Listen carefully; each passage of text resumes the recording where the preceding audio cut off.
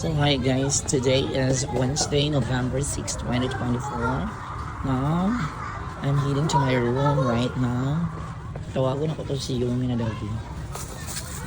Tawagin ko na. Yumi! Gray, black and white. Yumi, hala, open ang room. Yumi! Gray! Nanonood na mo room, Yumi? Tulo. Si Gray coming there. And black and white is there. Dito na. Ito sa inyong ama-ama, sa inyong father. Ha, Yumi? Yumi, gibihan dito mo nangatulog, Yumi. Ay, nanggawas na tayo mo, Yumi. Diba dito mo sa room? Hi! Hi, black and white. Ano na, Yumi? Aray. Matumbaw na ako pagkaon. Ang ulam niyo, paksiw ron. Hi, Gray. Good morning. Hi, baby, black and white. Hi, mong banabana, Yumi. Black and white. Good morning. Oh, si Gray nag-day dyan. Oh, lo. Ikuhit pa ako niya. Hi, Gray. Good morning. Oh, grabe nila. Oh. No. Sweet naman. Grabe si Gray, oh. Oh, tingnan nyo lang, guys. Nag-day dyan sa yuta. Dali ba ka mga ako na. Where is your banabana, you mean? Wanda? Hanapin ko muna yung banabana ni mo yun. Ay, mo papa dito, Gray. Gray, padaanas ako. I will look for banabana of Yumi. Is he around? Panda! Meng, Panda? Ay, wala. Hindi ko latas ko ni Yumi. Layas. Panda? Wala. Oh, Yumi, gikulata ni yung bana ni Layas na. So guys, parang nilayas ng banabana ni Yumi, guys. Gikulata mo, kumplimento ni Yumi. Yumi, no? Oh, gikulata ni Yumi. Ay, baka dali, mga ako naman. Na anak ko, eh.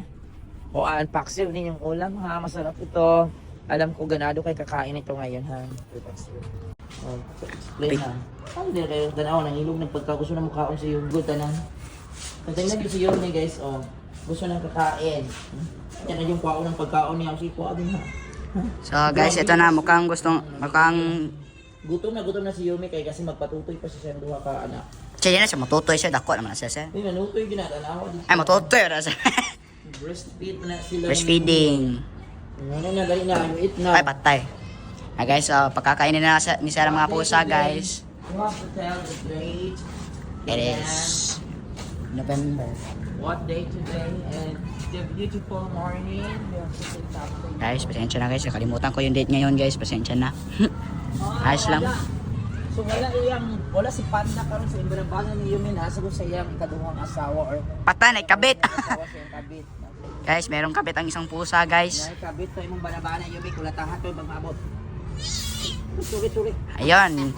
Natapakan ng natapakan. Sorry, baby. Guys, tapakan ni siya yung paa ni Gray. Pero hindi naman yung sinasadya ni Sir.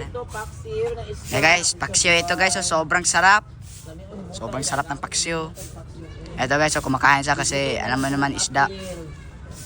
Kaya wala kayong pamahaw. Leave it now. Kaya kakain na sila ng mga pusa guys kasi gutom na nga sila eh. Yan o, napapasarap yung kain nila. Ay, pakain ko. So, maghanap ako ni Lolo Dog. Lolo Dog? Lolo Dog. Ay, Lolo Dog. Ayan sila guys, they're eating na their breakfast. Isa si Lolo Dog, sir. Isa si Lolo Dog. Naalito sa Lolo Dog atong tiguang na ganyan dyan nga sa gym permitted. Ay, tama, marag sigbin ay. Sa katong ni agi sir, katong kita mi ato siya sir bakit pagkaan check show may sir, show pa sir na anak min labi ni Nueva sir wala sigbin.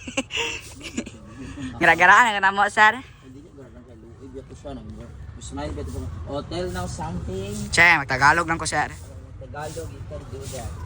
Ngayon guys, ngayon guys, kumakain ng mga pusa guys ng isdang paksiw at eto, wala yung ano ni Meow Ming, yung alam niyo na, yung banabana niya, yung asawa niya pala. Eto. Yes. So guys, i-describe ko dito kang Meow Ming guys. Siya ay parang isang tigre pero hindi ganun yung kulay niya kasi yung kulay ng tigre is yung orange. Tapos sinasampal niya si Panda kapag nakikita niya. Aray! Ano ba yun? Tapos guys, ito guys, si Ash Gray, ito yung mabilis tumakbo at sorry guys. Ito yung mabilis tumakbo guys. Tapos nakipaglalaro siya ng black and white. Tapos si black and white ay alam niyo na mahiyain ito si black and white guys eh. Kapag meron tao nagtatago ito. Nice. Describe the characteristics. So, characteristics niya guys ay, anong mga pusong ito ay, alam mo na, ano ba nga yun? Pasensya na. Mag-iisip muna ako, kasi, sandali lang. Ay, sinabi ko na yung kanina pasensya na guys. Eto, masarap yung kain nila. So, yung sabi ni Sir kanina, mayroon siya papakainin na isang aso. Papakainin niya ito ng, alam niya, nakain at pangalan nito ay Lolo Dog. Yung palaging napupunto palaging nasa-stay doon sa gym. Yun, parang kawawa Kaya, so kung meron gusto mag-adapt nito guys, gustuhin nyo sana kasi mababait sila. And guys, thanks for watching.